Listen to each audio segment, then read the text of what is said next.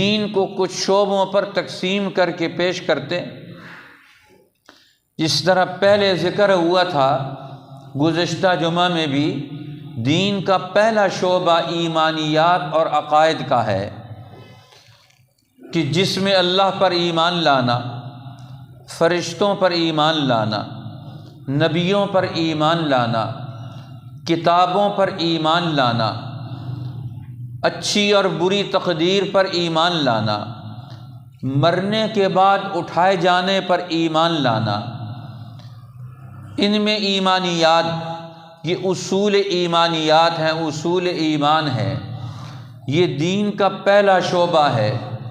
یہ پہلا حصہ ہے، یہ فرسٹ پورشن ہے کہ جس میں ایمانیات اور عقائد کے بارے میں بحث کی جاتی ہے،